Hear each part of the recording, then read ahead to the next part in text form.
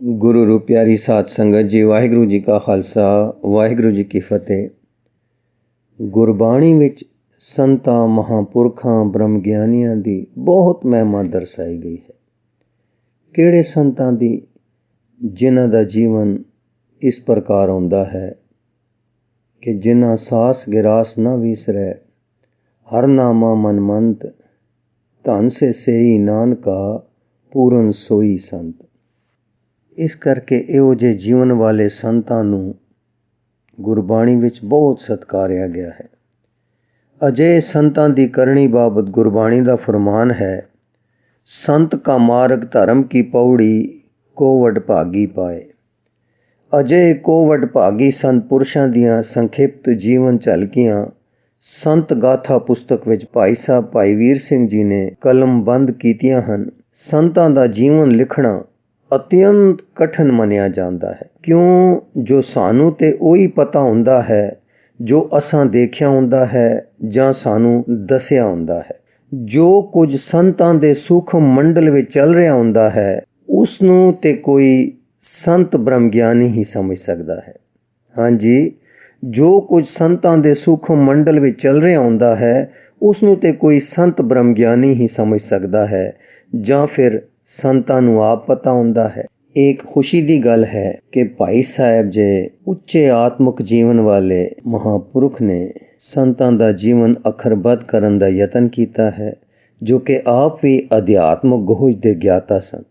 ਭਾਈ ਸਾਹਿਬ ਭਾਈ ਵੀਰ ਸਿੰਘ ਜੀ ਇਸ ਕਿਤਾਬ ਦੀ ਭੂਮਿਕਾ ਵਿੱਚ ਲਿਖਦੇ ਹਨ ਕਿ ਕਲਗੀਧਰ ਜੀ ਨੇ ਖਾਲਸੇ ਨੂੰ ਜਿਸਮਾਨੀ ਤੇ ਰੂਹਾਨੀ ਦੋਹਾਂ ਪਹਿਲੂਆਂ ਤੋਂ ਬਲਵਾਨ ਬਣਾਇਆ, ਤਾਂ ਕਿ ਜਿੱਥੇ ਇਹ ਗਰੀਬਾਂ ਤੇ ਅਨਾਥਾਂ ਦੀ ਰੱਖਿਆ ਤੇ ਜ਼ਾਲਮਾਂ ਨੂੰ ਸਿੱਧੇ ਰਾਹ ਲਿਆਉਣ ਦੀ ਸੇਵਾ ਕਰੇ, ਉੱਥੇ ਦੂਜੇ ਪਾਸੇ ਆਤਮਿਕ ਸਿੱਖਿਆ ਦੇ ਕੇ ਵਾਹਿਗੁਰੂ ਨਾਲੋਂ ਵਿਛੜੀਆਂ ਤੇ ਵਿਕਾਰਾਂ ਦੀ ਅਗਨੀ ਵਿੱਚ ਸੜਦੀਆਂ ਰੂਹਾਂ ਦੀ ਤਪਸ਼ ਹਾਰੇ। ਇਤਿਹਾਸ ਦੱਸਦਾ ਹੈ ਕਿ ਪਿਛਲੀਆਂ 2 ਸਦੀਆਂ ਵਿੱਚ ਖਾਲਸੇ ਨੇ ਆਪਣੇ ਫਰਜ਼ਾਂ ਨੂੰ ਇਸ ਖੂਬੀ ਨਾਲ ਨਿਭਾਇਆ ਹੈ ਕਿ ਸੰਸਾਰ ਭਰ ਦਾ ਇਤਿਹਾਸ ਉਸ ਦੀ ਉਦਾਹਰਨ ਪੇਸ਼ ਕਰਨ ਤੋਂ ਅਸਮਰੱਥ ਹੈ। ਪਰ ਸ਼ੌਕ ਹੈ ਕਿ ਖਾਲਸੇ ਦੀ ਦੇਸ਼ ਰੱਖਿਆ ਵਾਸਤੇ ਵਾਹੀ ਤੇਗ, ਅਨਾਥਾਂ ਦੇ ਬਚਾਵ ਲਈ ਕੀਤੀਆਂ ਕੁਰਬਾਨੀਆਂ ਤੇ ਪਰਜਾ ਦੀ ਇੱਜ਼ਤ ਤੇ ਹੁਰਮਤ ਲਈ ਵੀਟੇ ਖੂਨ ਸਾਡੀ ਅਵੇਸਲਤਾ ਦੇ ਕਾਰਨ ਲੋਕਾਂ ਦੀਆਂ ਸਿਮਰਤੀਆਂ ਵਿੱਚੋਂ ਮਿਟ ਰਹੇ ਹਨ। ਜਿਵੇਂ ਰਾਜਸੀ ਪਹਿਲੂ ਦਾ ਸਿੱਖ ਇਤਿਹਾਸ ਪੰਥਕ ਕਾਲਾਂ, ਕੁਰਬਾਨੀਆਂ ਤੇ ਮੱਲਾਂ ਮਾਰੀਆਂ ਦਾ ਰੁਲ ਰਿਹਾ ਹੈ, ਤਿਵੇਂ ਸਿੱਖ ਸਾਧੂਆਂ, ਸੰਤਾਂ, ਅਭਿਆਸੀਆਂ ਅਤੇ ਗੁਰਮੁਖਾਂ ਦਾ ਵੀ ਨਹੀਂ ਲੱਜਦਾ। ਐਸੇ ਮਹਾਂਪੁਰਖ ਜਿਨ੍ਹਾਂ ਦੀਆਂ ਕੁਰਬਾਨੀਆਂ ਜਗਿਆਸੂਆਂ, ਅਭਿਆਸੀਆਂ ਤੇ ਸਿੱਖ ਬਿਰਧ, ਬਾਲ, ਜਵਾਨ, ਇਸਤਰੀ, ਪੁਰਖ ਸਭ ਲਈ ਚਾਨਣ ਮੁਨਾਰੇ ਤੋਂ ਵੱਧ ਪ੍ਰਕਾਸ਼ ਪਾ ਸਕਦੀਆਂ ਹਨ, ਸਾਡੀ ਭੁੱਲ ਤੇ ਅਵੇਸਲੇਪਨ ਦੇ ਕਾਲੇ ਗੁਬਾਰ ਵਿੱਚ ਗੁੰਮ ਹੁੰਦੀਆਂ ਗਈਆਂ ਤੇ ਹੁੰਦੀਆਂ ਜਾਂਦੀਆਂ ਹਨ। ਖਾਲਸਾ ਜੀ ਨੂੰ ਇਹ ਸਿਮਰਤੀ ਕਰਾਉਣ ਲਈ ਕਿ ਉਹ ਕਿੰਨੀ ਬਜ਼ੁਰਗ ਤੇ ਬੇਗਰਜ਼ ਪਿੱਛੇ ਵਾਲੀ ਕੌਮ ਦੇ ਅੰਗ ਹਨ ਤੇ ਇਸ ਮਹਾਨ ਉੱਚੀ ਤੇ ਸੁੱਚੀ ਕੌਮ ਦੇ ਅੰਗ ਹੋਣ ਤੋਂ ਉਹਨਾਂ ਦੇ ਫਰਜ਼ ਕੀ ਹਨ, ਅਸਾਂ ਅਖਬਾਰਾਂ, ਖਾਲਸਾ ਸਮਾਚਾਰ ਵਿੱਚ ਸੰਤ ਗਾਥਾ ਤੇ ਬੀਰ ਦਰਸ਼ਨ ਦੀ ਹੈਡਿੰਗ ਹੇਠ ਮਹਾਨ ਕਰਨੀ ਵਾਲੇ ਧਰਮੀਆਂ ਤੇ ਬੀਰ ਰਸਮਤ ਤੇ ਯੋਧਿਆਂ ਦੇ ਦੇਸ਼ ਸੇਵਾ, ਕੌਮੀ ਪਿਆਰ ਤੇ ਰੂਹਾਨੀ ਚਮਤਕਾਰ ਵਿਖਾਉਣ ਵਾਲੇ ਕਾਰਨਾਮੇ ਲਿਖਣੇ ਸ਼ੁਰੂ ਕਰ ਰੱਖੇ ਹਨ ਅਤੇ ਕੁਝ ਕੁ ਇਸ ਸਮੇਂ ਦੇ ਲਾਗੇ ਦੇ ਹੋਏ ਸਤਪੁਰਖਾਂ ਤੇ ਸੂਰਮਿਆਂ ਦੇ ਸਮਾਚਾਰ ਮਿਹਨਤ ਨਾਲ ਇਕੱਠੇ ਕੀਤੇ ਤੇ ਇਹਨਾਂ ਪੰਥ ਦੀਆਂ ਸੁੱਚੀਆਂ ਤੇ ਸੱਚੀਆਂ ਵਿਅਕਤੀਆਂ ਦੇ ਇਹ ਸਮਾਚਾਰ ਕਲਮਬੰਦ ਕੀਤੇ ਹਨ, ਜੋ ਆਪਣੇ ਧਾਰਮਿਕ ਉੱਚ ਭਾਵਾਂ ਤੇ ਸ਼ੁਭ ਕਰਨੀਆਂ ਨਾਲ ਆਪਣੇ ਸਮੇਂ ਵਿੱਚ ਅਨੇਕਾਂ ਭਟਕਦੀਆਂ ਰੂਹਾਂ ਨੂੰ ਸੁਮਾਰਗ ਲਾਉਂਦੀਆਂ ਰਹੀਆਂ ਹਨ।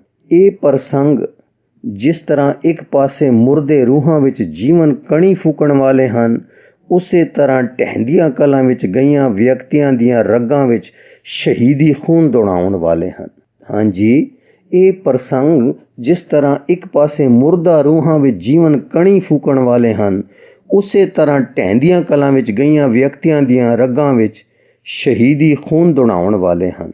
ਇਹ ਪ੍ਰਸੰਗ ਸਰਵ ਸਾਧਾਰਨ ਵਿੱਚ ਬੜੇ ਸਤਿਕਾਰੇ ਜਾਂਦੇ ਰਹੇ ਹਨ। ਹੁਣ ਇਹ ਮੰਗ ਹੋ ਰਹੀ ਸੀ ਕਿ ਅਖਬਾਰ ਦੇ ਇਹਨਾਂ ਲੇਖਾਂ ਨੂੰ ਪੁਸਤਕ ਦੀ ਸ਼ਕਲ ਵਿੱਚ ਸੰਚੇ ਕਰ ਦਿੱਤਾ ਜਾਵੇ, ਤਾਂ ਕਿ ਗ੍ਰਸਤੀ, ਸਾਧੂ, ਸੰਤ ਤੇ ਡੇਰੇਦਾਰ ਇਹਨਾਂ ਤੋਂ ਇੱਕੋ ਜਿਹਾ ਲਾਭ ਉਠਾ ਸਕਣ।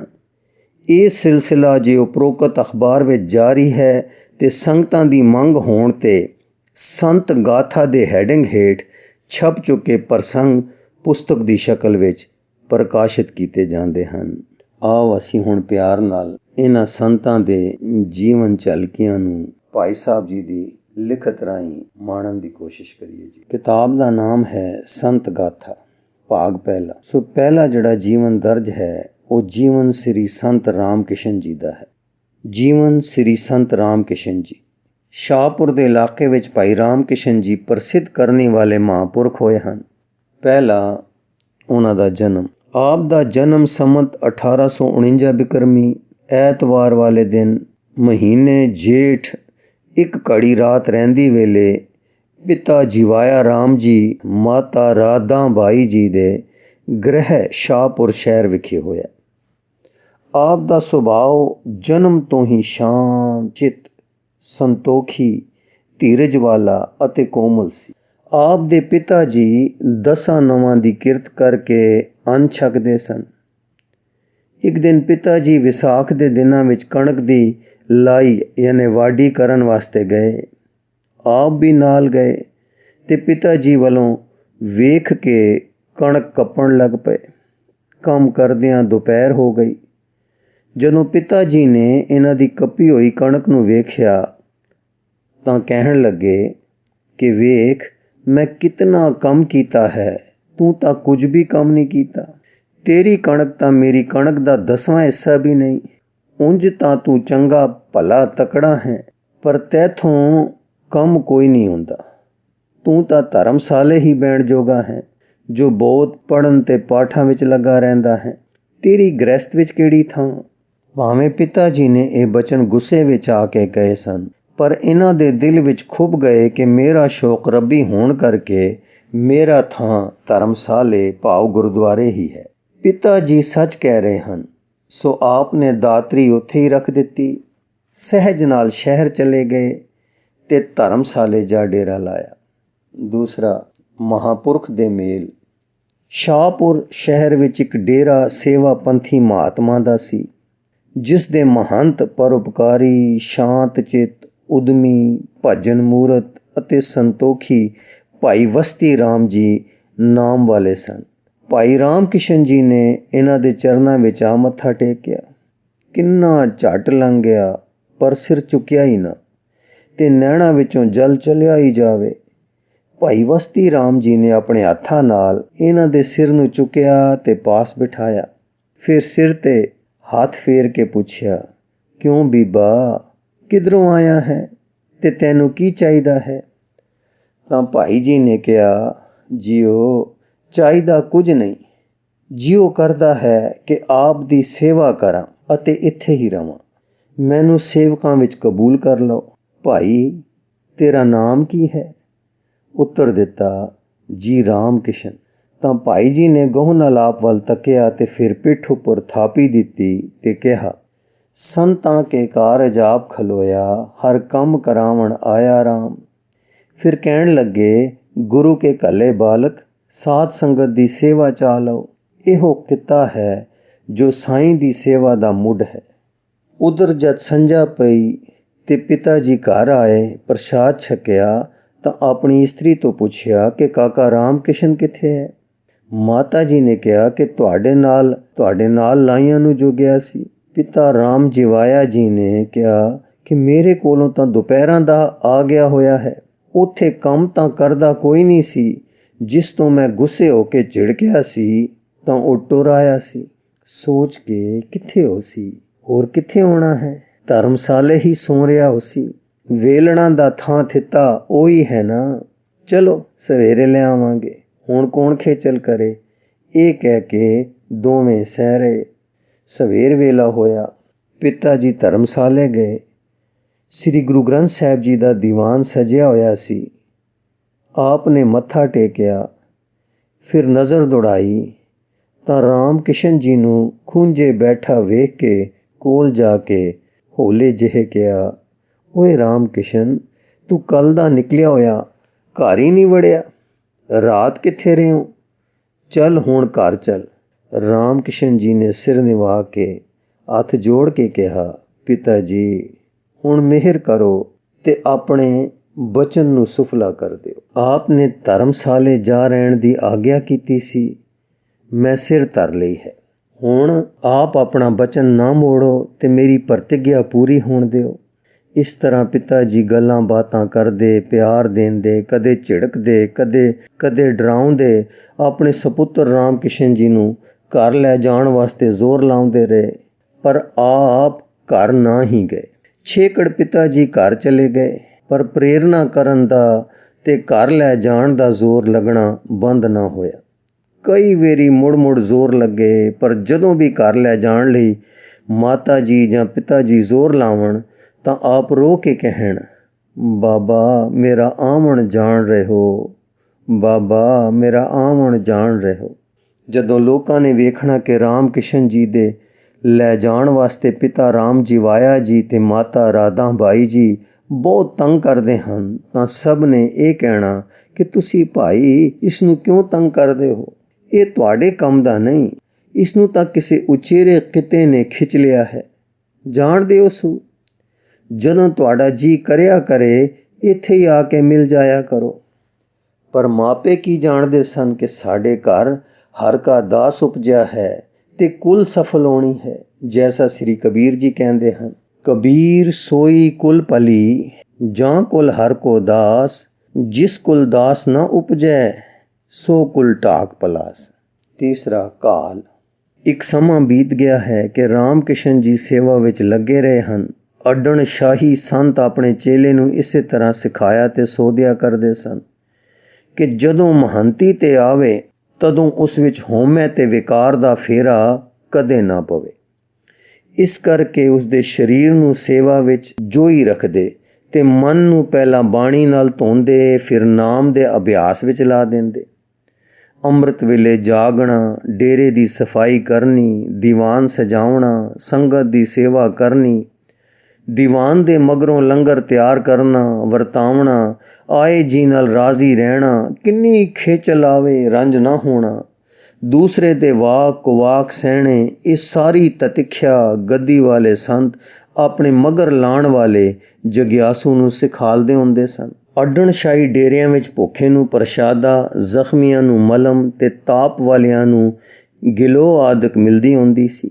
ਆਪਣੇ ਨਿਰਬਾਹ ਵਾਸਤੇ ਅਕਸਰ ਅੱਡਣਸ਼ਾਹੀ ਸਾਧ ਮੁੰਜ ਕੁੱਟਦੇ, ਵਾਣ ਵੱਟਦੇ ਤੇ ਇਸ ਦੀ ਵਟਕ ਪਰ ਨਿਰਬਾਹ ਟੋਰਦੇ ਹੁੰਦੇ ਸਨ। ਰੱਸੀਆਂ, ਦਾਉਣਾ ਆਦਿ ਦੇ ਮੁੱਲ ਲਿਖ ਛੋੜਦੇ ਸਨ। ਜੋ ਲਵੇ ਪੈਸੇ ਤਰ ਜਾਵੇ। ਆਪ ਨਾਮ ਬਾਣੀ ਵਿੱਚ ਰਤੇ ਰਹਿੰਦੇ, ਮੁੱਲ ਕਰਨ ਤੇ ਵਕਤ ਖਰਚ ਨਾ ਕਰਦੇ। ਅਕਸਰ ਵੇਰ ਐਸਾ ਹੋਇਆ ਹੈ ਕਿ ਟਿਕਾਣੇ ਦੀ ਕੁਟੀਆ ਵਿੱਚ 4 ਸਾਧੂ ਰਹਿੰਦੇ ਹਨ। ਇੱਕ ਨੁੱਕਰ ਵਿੱਚ ਇੱਕ ਦਾ ਡੇਰਾ ਹੈ। ਹਰ ਕੋਈ ਉੱਥੇ ਹੀ ਮੁੰਜ ਕੁੱਟ ਕੇ ਵਾਣ ਵੱਟਦਾ ਹੈ। ਟੋਪੀ ਜਾਂ ਕੇਸਾ ਧਾਰੀ ਹੈ ਤਾਂ ਨਿੱਕੀ ਪੱਗ, ਲੰਗੋਟੀ ਜਾਂ ਕਿਛਹਿਰਾ ਤੇ ਸਿਆਲ ਹੋਵੇ ਤਾਂ ਅੱਧੀਆਂ ਬਾਹਾਂ ਦੀ ਕੁੜਤੀ। ਇਹ ਸ਼ੈਹਾਂ ਹਰੇਕ ਦੀਆਂ ਆਪੋ ਆਪਣੀਆਂ ਵੱਖਰੀਆਂ ਹਨ, ਪਰ ਚਾਦਰਾ ਚੌਹਾਂ ਦਾ ਇੱਕੋ ਸਾਂਝਾ ਹੈ। ਜਿਹੜਾ ਕੋਈ ਬਾਹਰ ਕਿਸੇ ਕਾਰਜ ਜਾਂ ਮੁੰਜ ਖਰੀਦਣ ਜਾਵੇ, ਇਸੇ ਚਾਦਰ ਦੀ ਬੁਕਲ ਮਾਰ ਜਾਵੇ, ਫਿਰ ਆ ਕੇ ਟੰਗਣੇ ਤੇ ਧਰ ਦੇਵੇ। ਐਸਾ ਤਿਆਗ ਦਾ ਜੀਵਨ, ਧਰਮ ਕਿਰਤ ਦਾ ਜੀਵਨ ਬਸਰ ਕਰਦੇ ਹੋਏ ਫਿਰ ਟਿਕਾਣੇ ਦੀ ਸੇਵਾ ਕਰਨੀ, ਝਾੜੂ ਦੇਣਾ, ਪਾਣੀ ਭਰਨਾ, ਸੰਗਤਾਂ ਨੂੰ ਨਵਾਲਣਾ, ਗਰਮੀ ਵਿੱਚ ਪੱਖੇ ਕਰਨੇ, ਚੱਕੀ ਪੀਹਣੀ, ਹਰ ਗਲੇ ਤਤਪਰ ਰਹਿਣਾ। ਇਸ ਤਰ੍ਹਾਂ ਦੀ ਸੇਵਾ ਵਿੱਚ ਮਨ ਵਿੱਚ ਕਮੀਨ ਨਹੀਂ ਹੋ ਜਾਂਦਾ, ਸਗੋਂ ਨਿਰਮਾਣ ਤੇ ਨਿਰਮਲ ਹੋ ਜਾਂਦਾ ਹੈ। ਸੇਵਾ ਮਨ ਦੀ ਮੈਲ ਲਾਉਣ ਤੇ ਗੁਰੂ ਰਿਝਾਉਣ ਲਈ ਜੋ ਕਰਨੀ ਹੋਈ। ਉਧਰ ਬਾਣੀ ਦੇ ਨੇਮੀ ਹੋਣਾ ਤੇ ਸਵਾਸ ਜਪਣ ਦੇ ਅਭਿਆਸ ਵਿੱਚ ਰਹਿਣਾ। ਇਸ ਨਾਲ ਵਾਹਿਗੁਰੂ ਵਿੱਚ ਲਿਵ ਲੱਗ ਜਾਣੀ, ਪਾਰਗ੍ਰਾਮੀ ਹੋ ਜਾਣਾ। ਇਤਨੀ ਘਾਲ ਤੇ ਪ੍ਰਾਪਤੀ ਦੇ ਬਾਅਦ ਜਦ ਕਿਸੇ ਨੂੰ ਡੇਰੇ ਦੀ ਗੱਦੀ ਮਿਲਣੀ, ਤਦ ਮਹੰਤ ਜੀ ਨੇ ਨਿਰਾ ਇੱਕ ਝਾੜੂ ਤੇ ਛੰਨਾ ਅੱਗੇ ਰੱਖ ਕੇ ਮੱਥਾ ਟੇਕਣਾ। ਭਾਵ ਇਹ ਕਿ ਤੈਨੂੰ ਰੁਤਬਾ ਨਹੀਂ ਦੇਣ ਲੱਗੇ, ਤੈਨੂੰ ਗੁਰਦੁਆਰੇ ਦੇ ਝਾੜੂ ਦੀ ਤੇ ਸਾਧ ਸੰਗਤ ਨੂੰ ਜਲ ਛਕਾਉਣ ਦੀ ਸੇਵਾ ਦੇਣ ਲੱਗੇ ਹਾਂ। ਹਾਂਜੀ, ਇਤਨੀ ਘਾਲ ਤੇ ਪ੍ਰਾਪਤੀ ਦੇ ਬਾਅਦ ਜਦ ਕਿਸੇ ਨੂੰ ਡੇਰੇ ਦੀ ਗੱਦੀ ਮਿਲਣੀ, ਤਦ ਮਹੰਤ ਜੀ ਨੇ ਨਿਰਾ ਇੱਕ ਝਾੜੂ ਤੇ ਛੰਨਾ ਅੱਗੇ ਰੱਖ ਕੇ ਮੱਥਾ ਟੇਕਣਾ, ਭਾਵ ਇਹ ਕਿ ਤੈਨੂੰ ਰੁਤਬਾ ਨਹੀਂ ਦੇਣ ਲੱਗੇ, ਤੈਨੂੰ ਗੁਰਦੁਆਰੇ ਦੇ ਝਾੜੂ ਦੀ ਤੇ ਸਾਧ ਸੰਗਤ ਨੂੰ ਜਲ ਛਕਾਉਣ ਦੀ ਸੇਵਾ ਦੇਣ ਲੱਗੇ ਹਨ। ਇਹ ਨਿਰਮਾਣਤਾ ਦਾ ਕਮਾਲ ਉਹਨਾਂ ਸੰਤਾਂ ਵਿੱਚ ਹੀ ਰਿਹਾ ਹੈ ਜੋ ਆਤਮ ਜੀਵਨ ਵਿੱਚ ਉੱਚ ਕੋਟੀ ਦੇ ਤੇ ਕਰਾਮਾਤਾਂ ਤੱਕ ਦੇ ਮਾਲਕ ਹੋਏ ਹਨ। ਫਿਰ ਇਹਨਾਂ ਵਿੱਚ ਇਹ ਵਾਅਦਾ ਰਿਹਾ ਹੈ ਕਿ ਆਪੇ ਨੂੰ ਹੰਕਾਰ ਦੇ ਘਰ ਨਹੀਂ ਜਾਣ ਦੇਣਾ। ਗੱਦੀ ਤੇ ਬੈਠ ਕੇ ਨਾਮਦਾਨ ਦੇਣਾ, ਤਾਰਨਾ, ਪਰ ਸਭ ਨੂੰ ਸ੍ਰੀ ਗੁਰੂ ਗ੍ਰੰਥ ਸਾਹਿਬ ਜੀ ਦੇ ਲੜ ਲਾਉਣਾ ਤੇ ਆਖਣਾ ਸਭ ਪ੍ਰਤਾਪ ਗੁਰੂ ਨਾਨਕ ਦਾ ਹੈ, ਤੇ ਉਹ ਪ੍ਰਤੱਖ ਸ਼ਬਦ ਰੂਪ ਧਾਰ ਕੇ ਬੈਠਾ ਹੈ ਗੁਰੂ ਨਾਨਕ, ਉਸ ਦੀ ਸ਼ਰਨ ਲਓ। ਅੱਡਣ ਸ਼ਾਹੀ ਕਹੋ ਜਾਂ ਸੇਵਾ ਪੰਥੀ ਕਹੋ, ਇਹਨਾਂ ਸਤਪੁਰਖਾਂ ਨੇ ਜੋ ਸਿੱਖੀ ਜ਼ਿੰਦਗੀ ਦਾ ਪ੍ਰਚਾਰ ਕੀਤਾ ਹੈ ਇਹ ਅਕਥਨੀय ਹੈ।